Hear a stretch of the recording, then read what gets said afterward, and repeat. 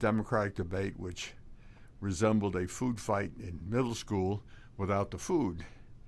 I mean, that was really an embarrassment that people who are serious about running for president should behave in that way. Then again, of course, one could always talk about Trump and his occasionally crass behavior. But, I look at that and I say, well, what are you claiming about Trump? Let's see. Let's look at some of the Democratic presidents. Kennedy, he was addicted to sex. Womanizing was all over the place. He was an adulterer and a womanizer, and Democrats didn't complain about that. Then let's see. We had Johnson. Johnson, yes. Certainly, if the books about him are right, he has kind of an unsavory background, being a bagman for a group, Brown and Root in Texas. And then, of course, there's always the failed governor of Georgia. I guess his behavior was okay, but he wasn't very successful as a governor, Jimmy Carter. And then of course, the Democrats had the all-time low, Bill Clinton. And they knew from the very beginning that Bill Clinton was a sexual predator. They knew from the very beginning there were people out there who claimed that he attacked them, women who claimed they attacked him. But that was perfectly okay. So Trump becomes subject to all this criticism because he's got something in the background that he maybe acted like a locker room boy. I mean, come on, folks. Let's have a little perspective. I mean, if you take a look at the recent Democrats and Trump, Trump is an angel compared to them. But anyway, that's not what I'm really going to talk about mostly today.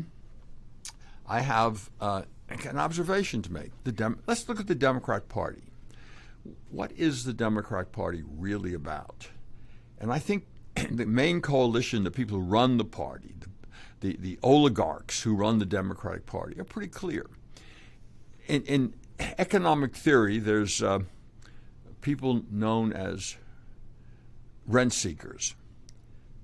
And rent seekers, to make a more complicated definition easy, are those who seek economic benefit without being productive and at low risk and without really earning it by the productive work. Now, obviously, we take a rent seeker, someone on welfare, right? They're an obvious group of rent seekers, and of course, they're a very big constituency of the Democratic Party. And yes, I'm suggesting the Democratic Party is a coalition, including rent seekers. But welfare recipients are minimal part of the rent seeking. They get the peanuts, while the real rent seekers get the money. Government bureaucrats, the ever-expanding bureaucracy of government workers. And remember that the estimates are that federal workers, bureaucrats, earn about, including benefits, earn about 40% more than comparable people in the private sector. So they have security, you can't fire them by and large, and they make more money and get higher benefits than comparable people in the private sector. So they're rent seekers, a lot of them. I mean, what do they do that's productive? Not much. So how does that go? Suddenly you go up and you say, well, what about all these people who make all this money? And we're going to have next week, we're going to talk about the billionaires and what political party they favor. But the three top billionaires are really clearly Jeff Bezos and Zuckerberg. And there's people like Soros, George Soros. They're all Democrats, every one of them. And every one of them is basically a rent seeker. How does Jeff Bezos become the wealthiest man in the country? Because of the appreciation of Amazon stock. Yes, starting Amazon productive. He deserves his profits. He deserves accolades for what he's done. But what has he done to make the stock more valuable? Maybe he's done a few things on management side, no doubt. But does that justify the increased value of Amazon stock? Well, it may justify it, but what has he done to justify his part of that increase? So he's a rent seeker, essentially, because his wealth is based upon the value of Amazon stock, which is up to the market. And you'll see that hedge fund managers, government bureaucrats, hedge fund managers, people who sit there and make their money on stock appreciation, or the traditional rent seeker, the aristocracy in Great Britain, who had land and just sat on their land and let the tenant farmers earn the money, but they themselves did virtually nothing about increasing productivity nor working themselves. After all, gentlemen in aristocratic Britain was someone who did not work. He just sat and got his income. So what does that make these people? In the end, because they're risk averse and they don't really add to the productivity, by and large, of the country, they are very much committed to a system of economics called corporate capitalism. Now, corporate capitalism, Mussolini had the same theory. He called it his economics were fascist economics. I'm not talking about the other elements of fascism, the authoritarian and the make Italy, the new Roman Empire. But as an economic theory, corporate capitalism minimizes competition. Therefore, all these oligarchs who have lots of money and who are rent seekers, that's the last thing they want, is to have their wealth threatened by competition. So what's corporate capitalism? It's the Democratic Party is a corporate capitalist party. It means big business, big unions, big government get together to make the decisions. Now, what's the Green New Deal all about? It's about the federal government making all the economic decisions. It's not about the free market. It's about the government making the decisions. Now, I point out to you that during the Obama administration, and I'll give you a list of these companies next week if you'd like them, the Obama administration gave grants or subsidies to a number of so-called green companies, solar panel manufacturers and other green wind generators, and a whole bunch of them. And what is common about all of the companies that, except for one actually, all the companies, and there were many of them, I think something over 30, that got government subsidies, government grants, government guarantees. Investors were guaranteed their money back by the government. So that's talking about lack of risk. Boy, that's lack of risk. All these companies, with one exception, either failed, went into bankruptcy, or were sold to Chinese companies or other companies. They were dismantled, in other words, one way or another. All of them were funded by Democrat contributors, people who contribute to the Democrat Party. So we now have corporate capitalism turning into crony capitalism. So the Democrat Party is a crony capitalist, corporate capitalist party.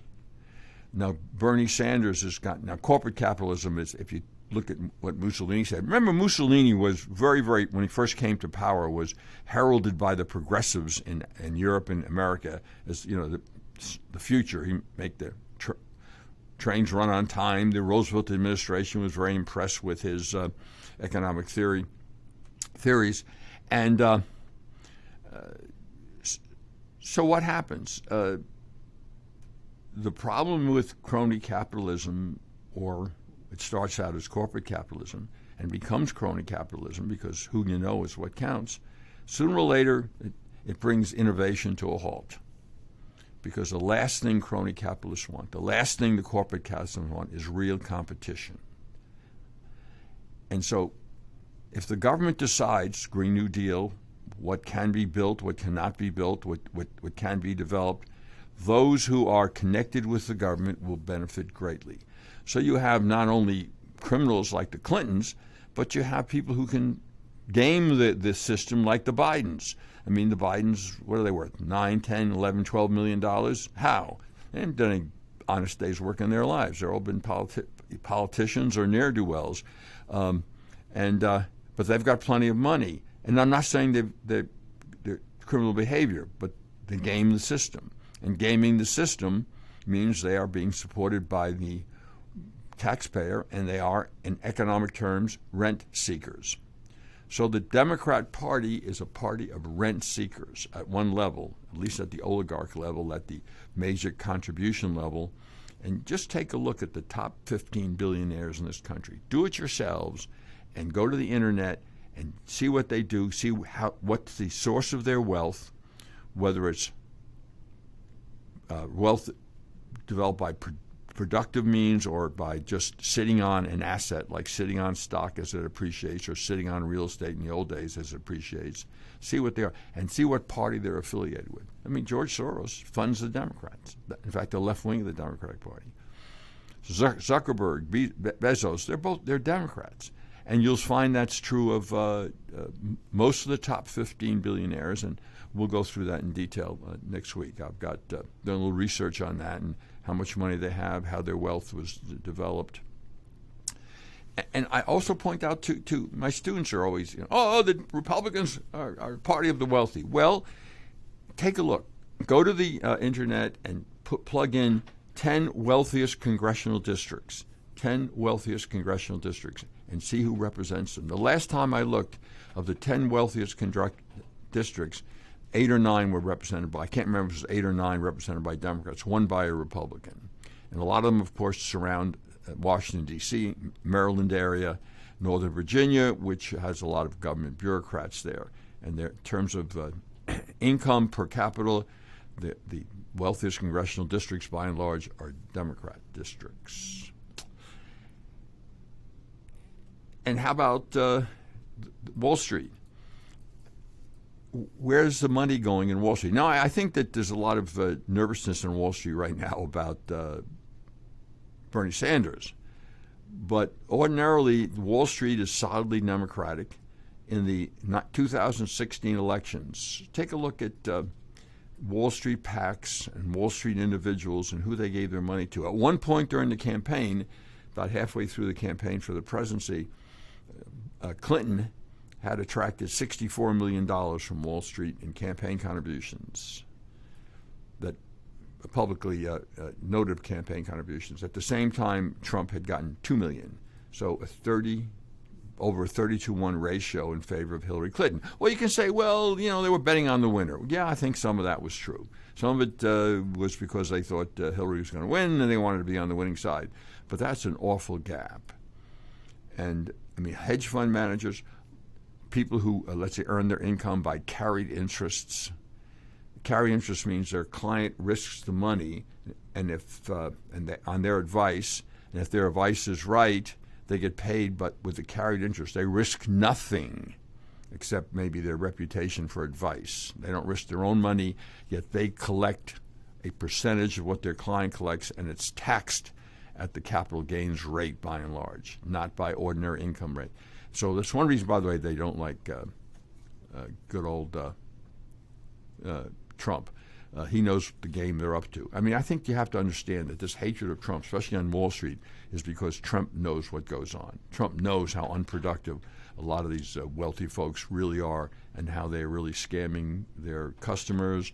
They're scamming the country. I should say scamming, maybe gaming. That's gaming is a better word. But so we have now the idea that the Democrats, one big part of the Democratic Party is rent seekers, people who don't add to the productivity of the country. Another group of rent seekers, of course, are trial attorneys. I'm not making a moral judgment.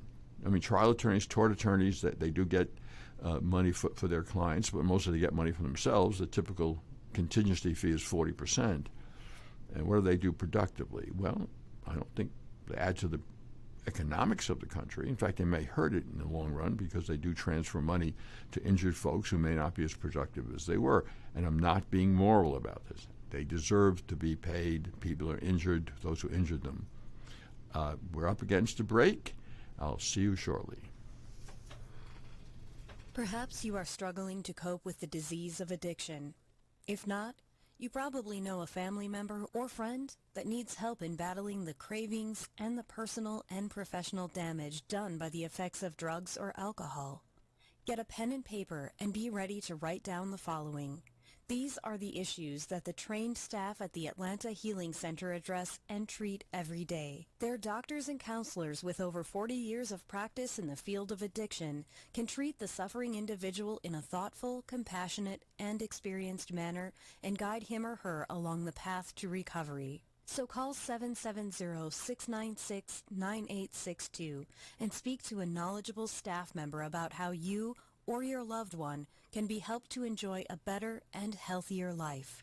More information is also available on the website at www.atlantahealingcenter.com. Want to give your family or loved one the perfect gift? Then go online and check out the TornadoBodyDryer.com. I love mine and the warm heat air massage it gives me after my shower. The Tornado Body Dryer is super. You'll love it, and you'll love having one in your shower. You're listening to America's Web Radio on the AmericasBroadcastNetwork.com. Thank you for listening. This is Professor Robert D'Agostino back with Do Facts Matter? And, of course, the answer to that question is if you're on the left, the answer is, of course, not. Ideological points are more important than facts, and I'll get into that shortly. But I want to continue with my discussion of the Democrat Party coalition, the Democratic Party, the people who actually run the party. And I call them oligarchs. And rent seekers, by and large, are oligarchs. Of course, the oligarchs give pennies to the welfare recipients while they collect the big dough. And in fact, since they're not interested in competition, they're interested in no risk, they, of course, support centralized government. The more centralized the government is, the better they like it. Look at what Franklin Roosevelt did.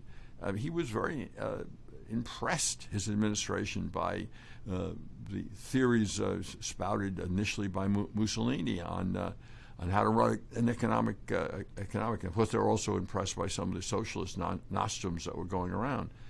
And you know, the story of the Roosevelt administration was so anti-competition that the National Recovery Administration, and they were so anti-competition that a tailor who was charging 25 cents to press suit pants was brought up and charged by the Roosevelt administration of violating regulations because the National Recovery Administration set a price of 50 cents. And he was engaging in unfair competition, i.e., he was engaged in competition, which is part of the free market. So you have free market capitalism and you have corporate capitalism. The Democratic Party is a corporate capitalist party because they want centralized government, because centralized government can protect them from competition.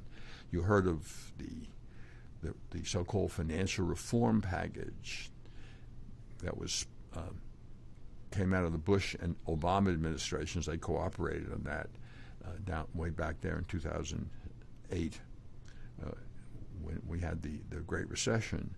And part of that was some financial institutions are too big to fail, really, too big to fail. It certainly eliminates an awful lot of risk for people who are engaged with these financial institutions, these big banks, big Wall Street brokerage firms, Goldman Sachs, J.P. Morgan, the other ones.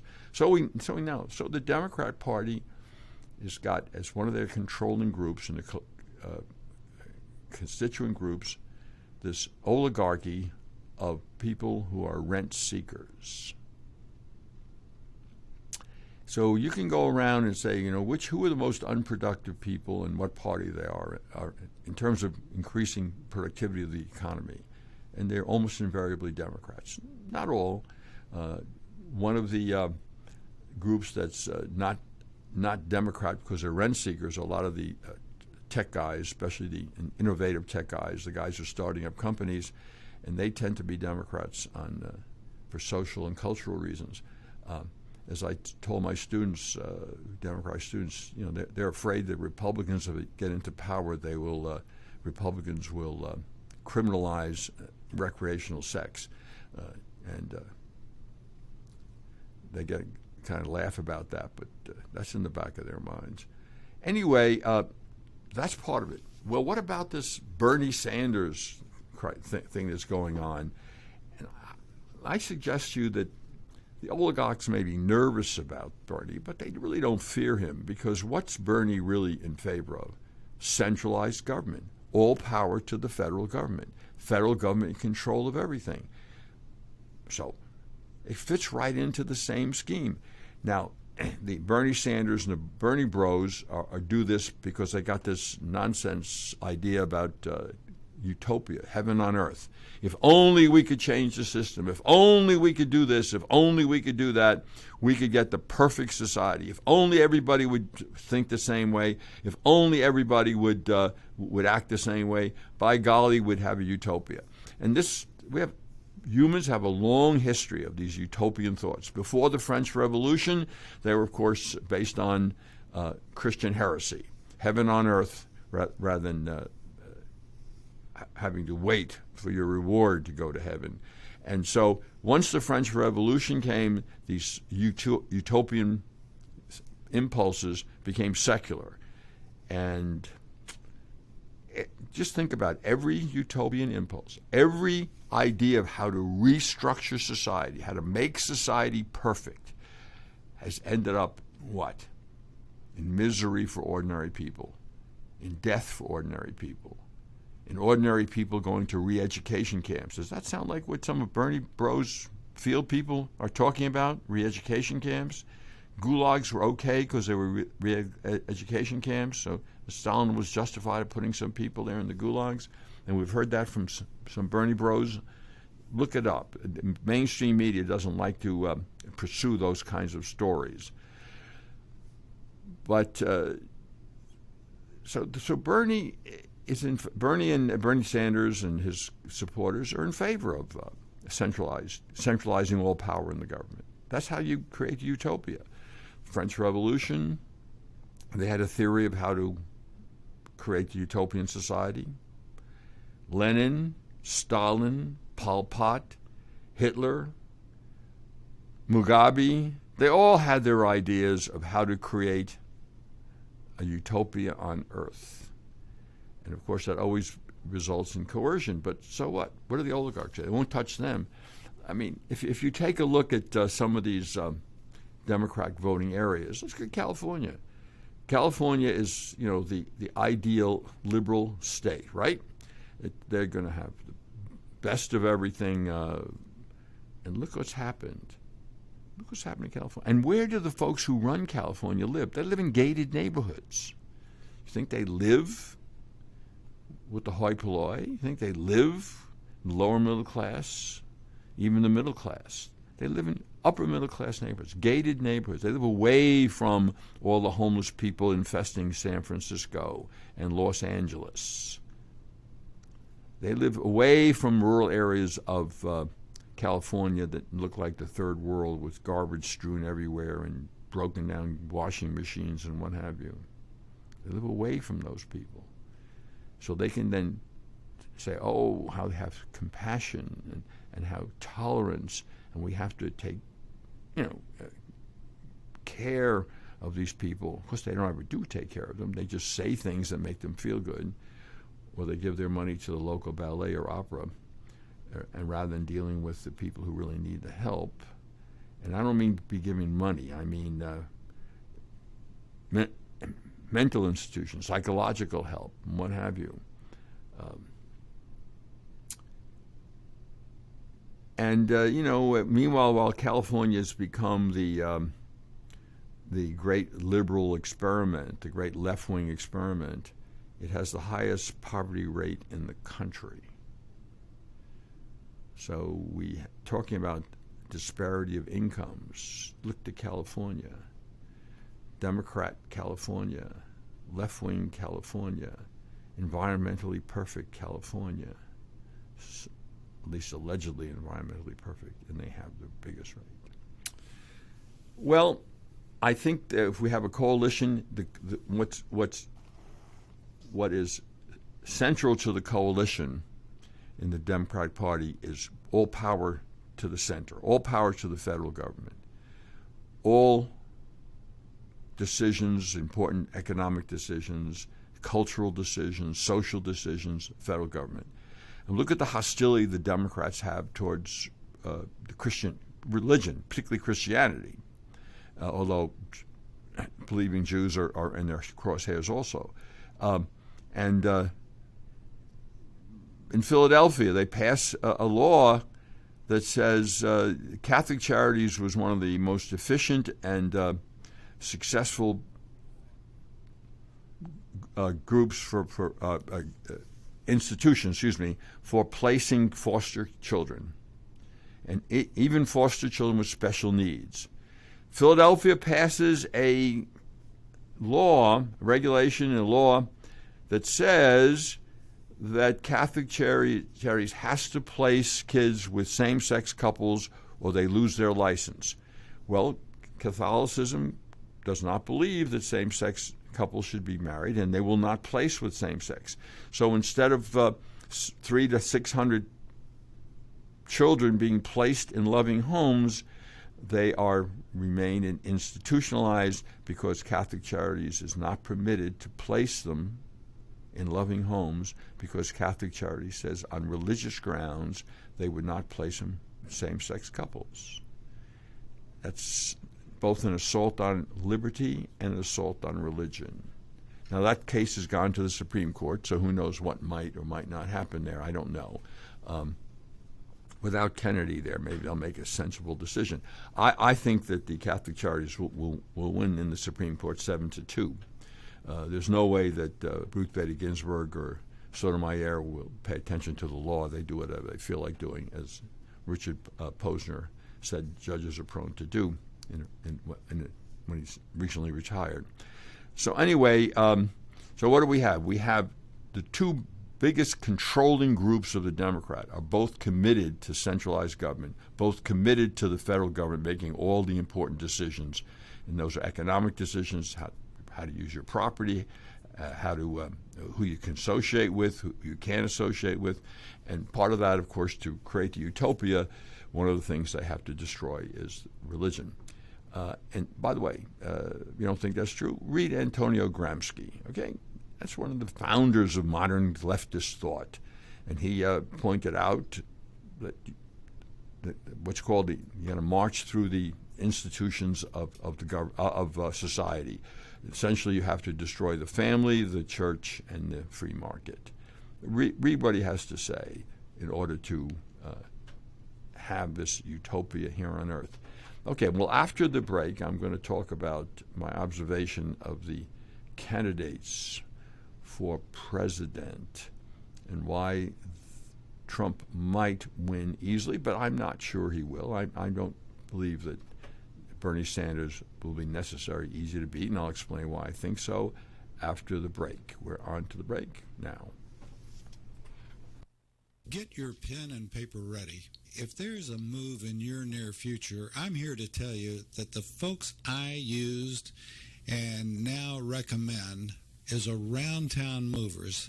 Timothy and the guys recently moved me, and I am and was totally satisfied with a sometimes not so fun experience moving. Call Timothy at 770-378-4708 and make it a good move and a good experience. Around Town Movers for that local or cross-country move. Timothy, Around Town Movers, in my opinion, are the best. That's Around Town Movers. Whether cruising the strip in a 57 Chevy or taking the family on a vacation in a 71 Oldsmobile Vista Cruiser, you need to tune in to Classic Cars with Steve Ronaldo and Jim Weber every Saturday from 8 to 9 a.m. on americaswebradio.com. This is David Donaldson with the Atlanta Healing Center, conveniently located in Lawrenceville, Georgia. At AHC, your success is our goal. Addiction recovery is about more than just not using. It's about becoming a whole person and addressing all aspects of your physical, psychological, and social needs. Please call us at 770-696-9862, or you can reach us on the web at www.atlantahealingcenter.com. You're listening to America's Web Radio on the AmericasBroadcastNetwork.com. Thank you for listening. Professor Robert D'Agostino back with Do Facts Matter. And plan to make some comments about the candidates for president, particularly those on the Democrat side, although I'll talk a little about Trump too in a minute. But let's take a look. Let's start with Bernie the socialist.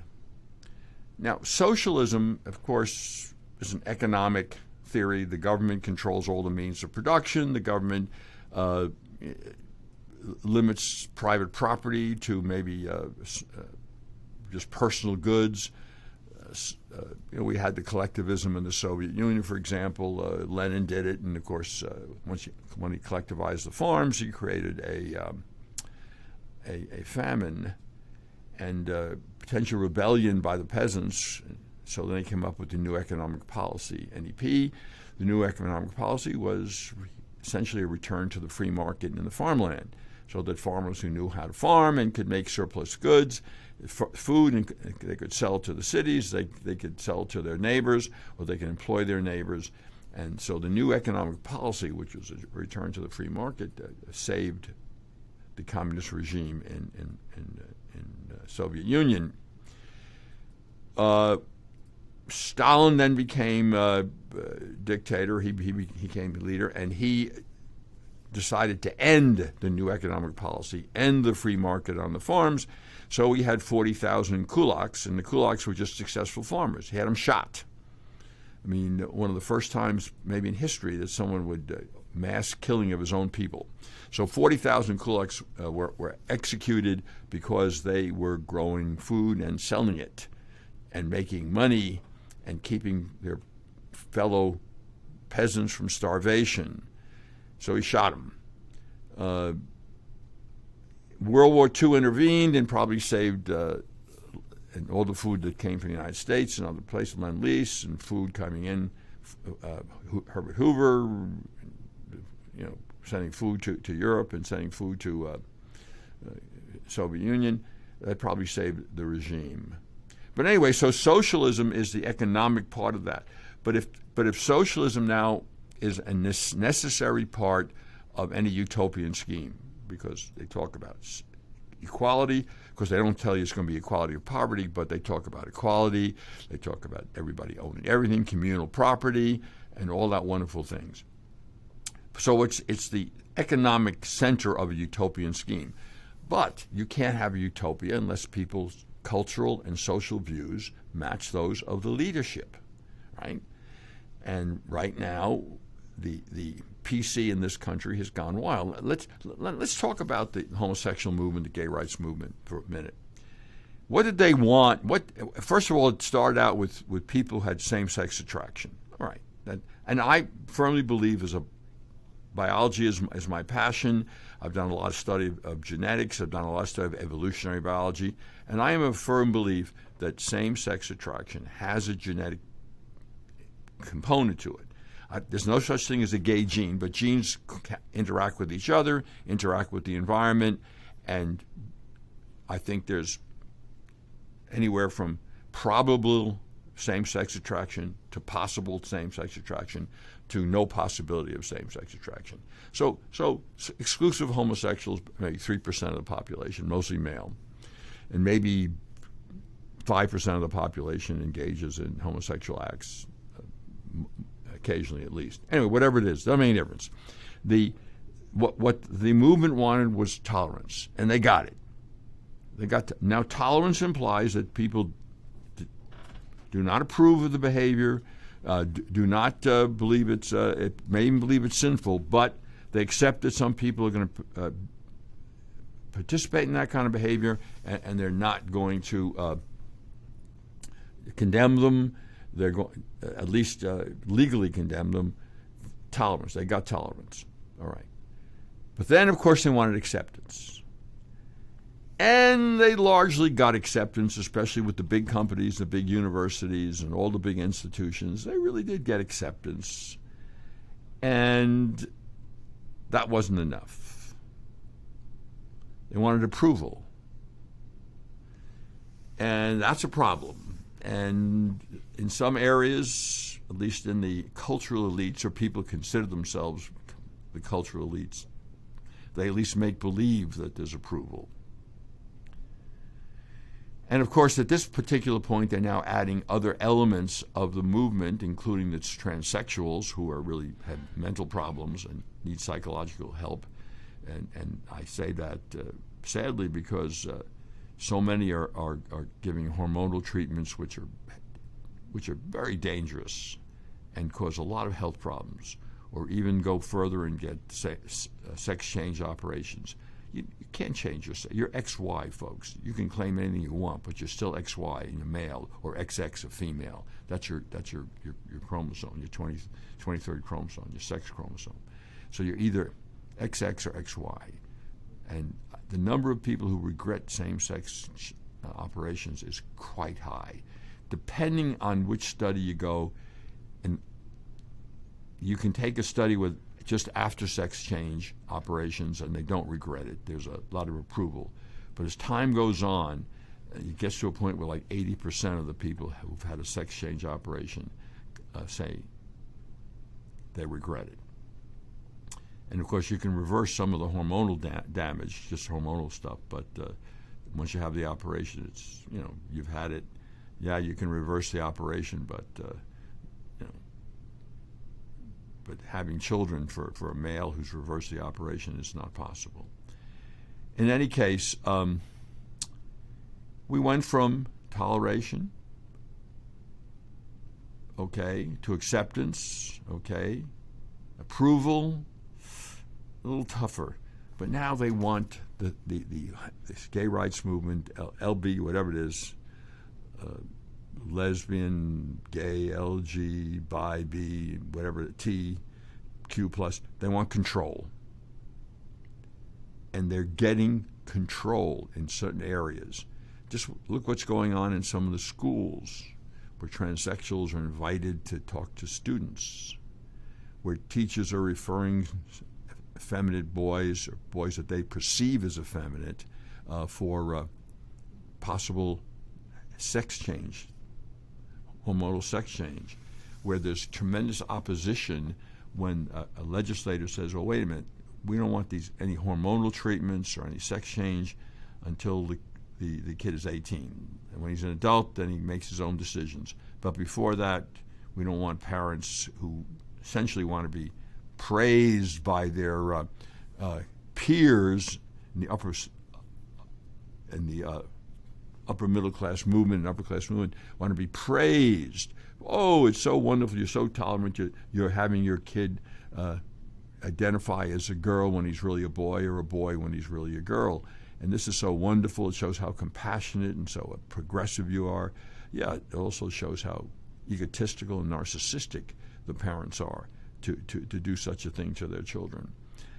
But there's a lot of opposition. Several states have put in proposed laws forbidding the hormonal treatments or sex change until the kid can presumably decide for himself. I don't think an 18-year-old can decide anyway. The brain development for males is probably not complete till 24, and for females maybe 22. So, the last part of the brain to fully develop is that part of the brain that controls judgment. So, when they raised lowered the voting age from 21 to 18, I thought it was a good idea if you were in the military. Otherwise, I thought it should have been raised to 24. And obviously, that's why some Democrats are all hot about lowering the age to 16. The lower the element of judgment, the lower the impulse, the lower the higher the ability to influence people emotionally, the younger ones are where you go to. I mean, who else is? I mean, who did Pol Pot use to kill his fellow Cambodians, 13, 14, and 15-year-olds? Who did Mao Zedong use in the Cultural Revolution? Teenagers to beat up their professors and sometimes kill them. You can get young folks really, really excited about utopian schemes. That's why Bernie has so many followers among the young. They can't think straight. Now, of course, he's got a lot of followers who have a vested interest in centralized government. But anyway, so we have Bernie Sanders, who obviously the things that are coming right now is not merely a socialist, but he's pro-communist, and any question about it. Cesar Chavez in Venezuela, Fidel Castro in Cuba, going to the Soviet Union on his honeymoon. I mean, come on, folks. This is a dangerous person, and I think that the Republicans who think he'll be easy to beat, I'm not so sure. I mean, free stuff, free stuff, free stuff. That appeals to a lot of people, especially youngsters. Free education, forgiveness of all your student debt, $1.6 trillion worth of debt. Oh, forgive all that debt. And what is that going to do to the economy and to lenders? Free health care. Free health care, that's crazy. There's no such thing as free. And if you tell people it's free and it's paid for by taxes, people are going to use it. You know, it reminds me of the story I heard some years ago about this retiree. She was elderly, and she went to this retirement community, and this retirement community advertised as a, come on, your rent, your rent, monthly rent, includes access to medical care. So she's there for a few years, and she's complaining to her son, and this is where I got it from, on the internet. The son tells the story, I think it was the internet, story that she kept complaining that the rent kept going up. Well, yeah. Excuse me. If you believe that health care is free, you use it. And you use it for, what, a splinter in your finger. You go to see the doctor when you have a cold, something you never would have done when you had to pay for it, directly pay for it. So this so-called free health, and when Bernie Sanders sits there and says, oh, free single-payer system, Medicaid for all, will lower the cost, he's full of crap. There are 3 out of 4 studies, clearly, including a study by one at Urban Institute, which is a pretty liberal-leaning think tank, that the costs will go up. You probably have to cut doctors' fees by 40%.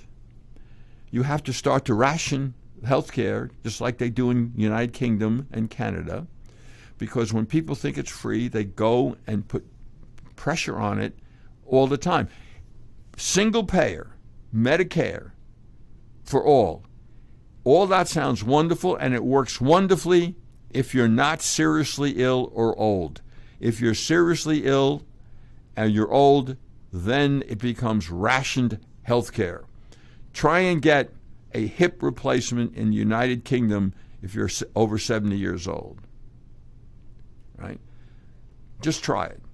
Try and get treatment for a baby whose mortality prognosis is over 50%, even with the best of care, and try and get the care. You won't get it. In United Kingdom, fairly recently, something like 50,000 surgeries were postponed because of lack of doctors and lack of resources to do those surgeries. I'm not saying they were all life-threatening surgeries, but that's what happened. So this idea that what are the assumptions that the good old Bernie is making? That it won't, that there will not be an increase in the demand for health care and medical treatments, despite the fact that they are, the way people look at it, free. Of course, it's not free, but it's tax-supported. And so there'll be no limit to what people will demand of the system. Plus, of course, with Bernie's idea, illegals have the same access to health care as anyone else. So that's Bernie. So we end up with Bernie as being unrealistic, a utopian thinker who's pro-communist. After the break, we'll talk about the other ones.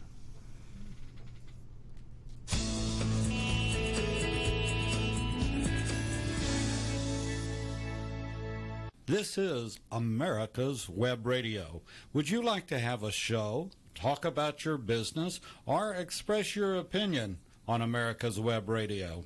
Just email gm@americaswebradio.com and we'll get back to you. Thank you.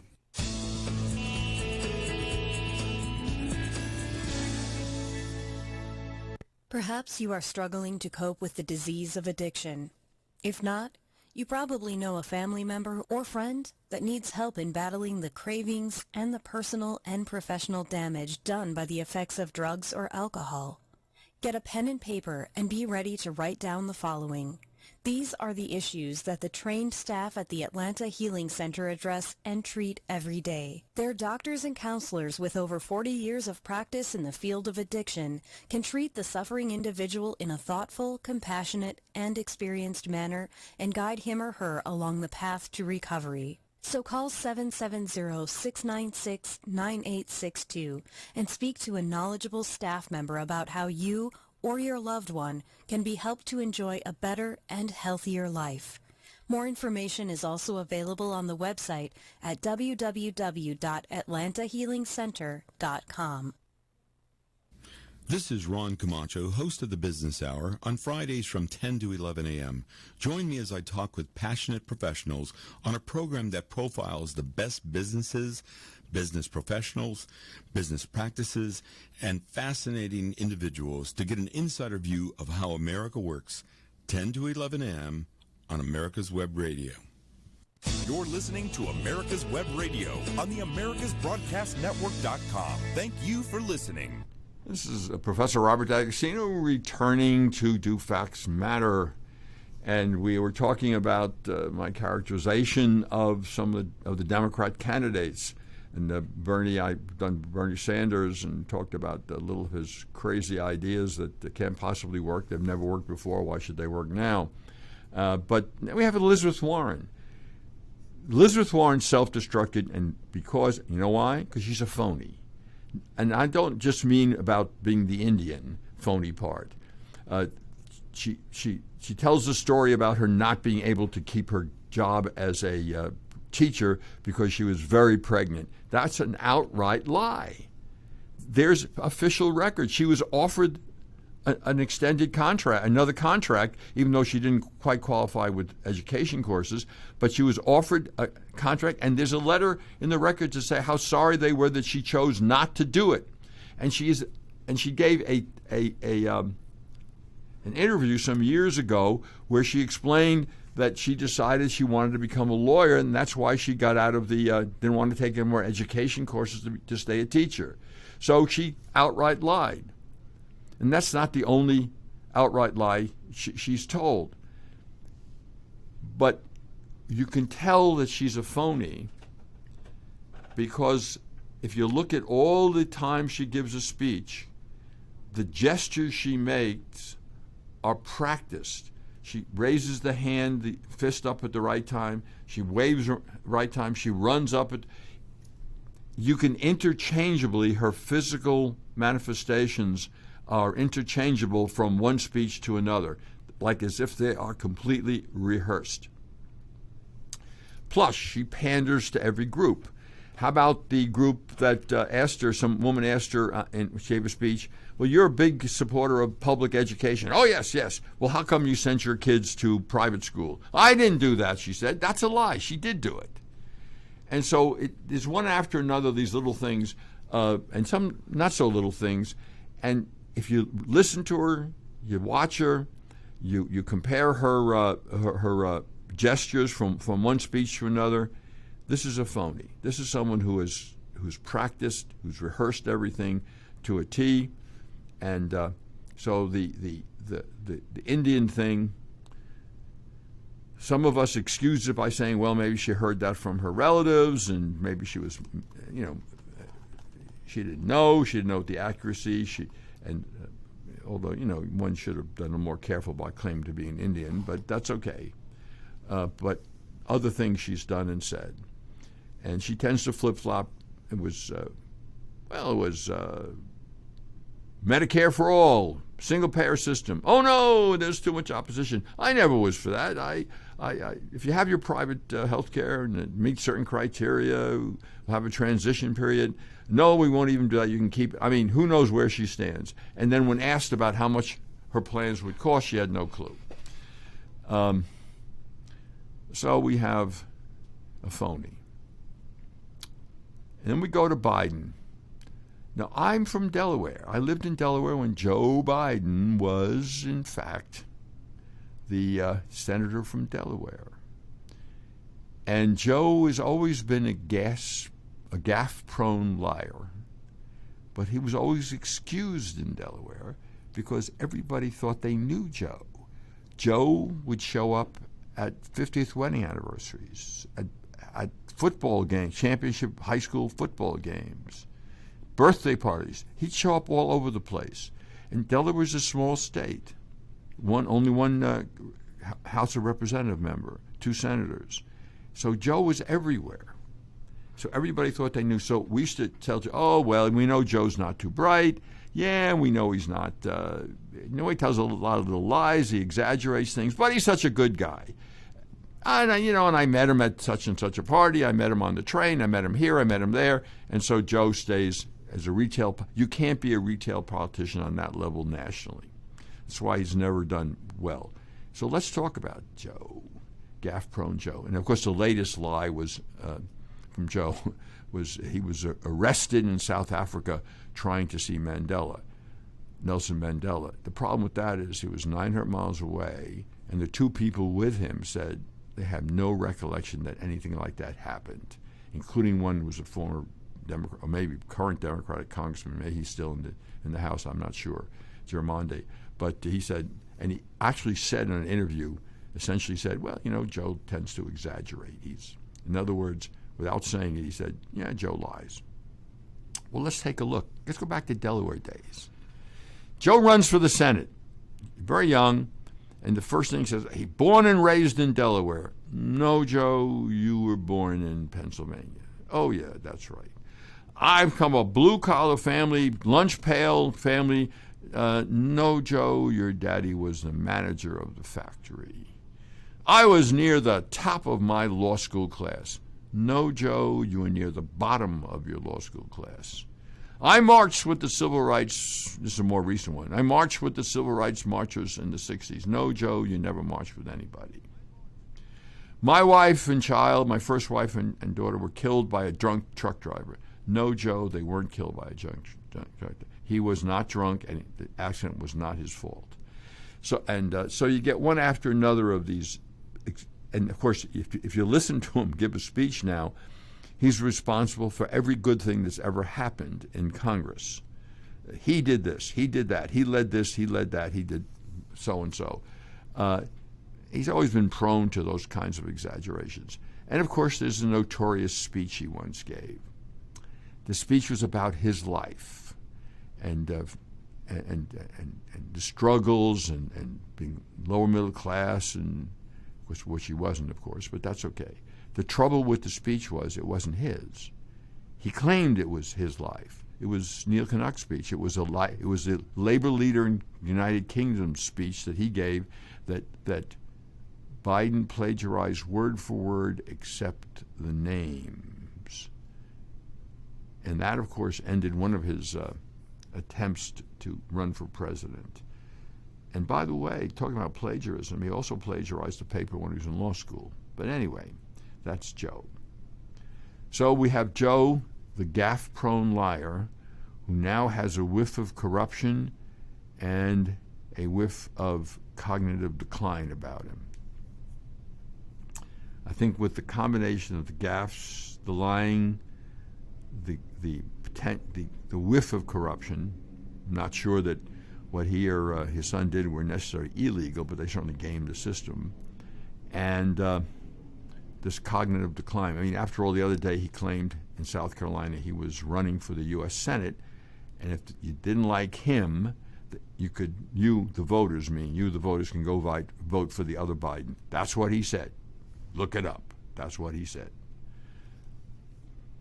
So then we go from Joe Biden, and we're down to the next one, Buttigieg,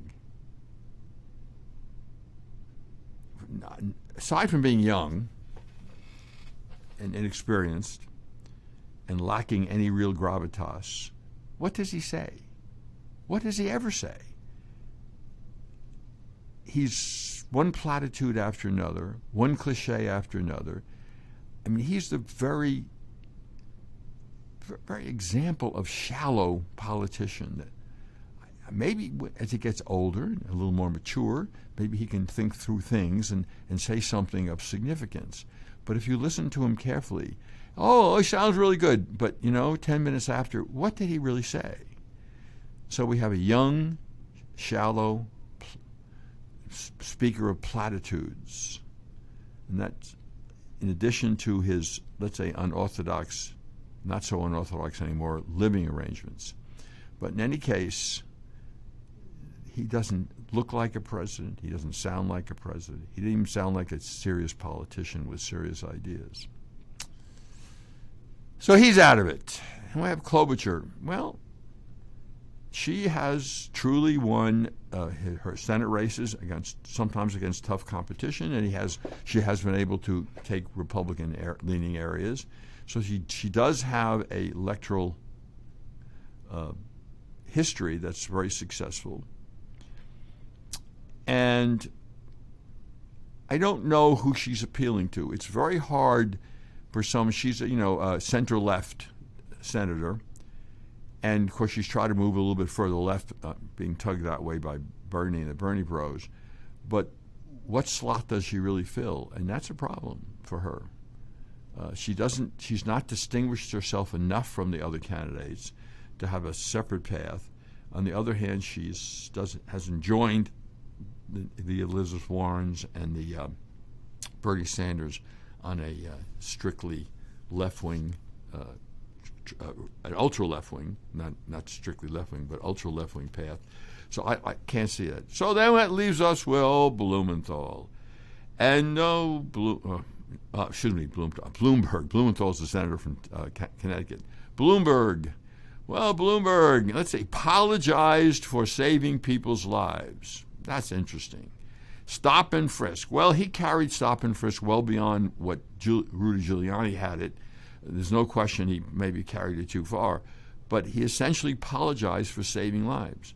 The murder rate under stop and frisk and policing, even vandalism and jumping over the turnstiles at the subway, homicides in New York went down from well over 2,000 to a few hundred.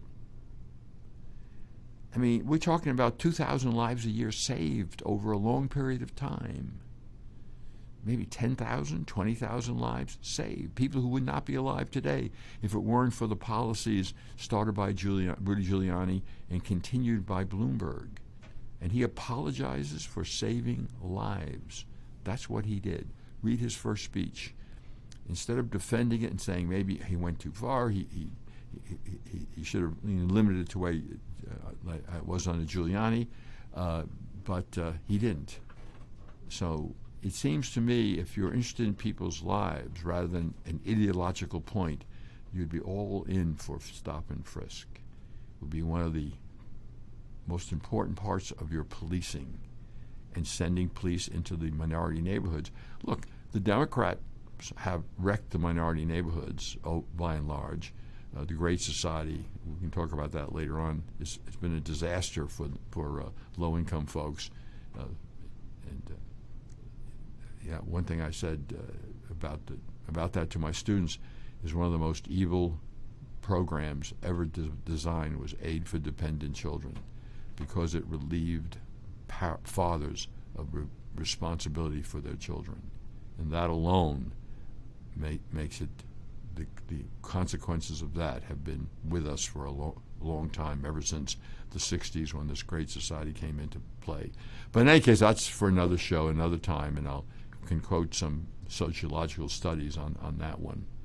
But anyway, so we have those. So that leaves us, of course, with, again, Bloomberg. We'll go back to Bloomberg, I'm sorry. And what's his sell? He said, I can manage everything. Well, who did? politics is not just about management. It's about vision. It's about the future. It's about how you're going to handle the future. Reagan got elected because he had a vision, and he became a great president. And it was interesting when the first Bush was elected president. You know, most people say that's his third election for Ronald Reagan. His third term in office was the 4 years Bush. Well, I worked with Vice President Bush's staff when I was in the Justice Department, appointed by Ronald Reagan, and I will tell you truthfully that the first Bush did not understand the vision thing, as he would say. He thought politics was about compromise, efficiency, honesty, not about vision. He did not understand Reagan's appeal. He never did. And that was pretty obvious to those who worked around him. He's a nice man, but that's what it is. Okay, that winds up the show, and I'll be with you next week. Thank you for listening.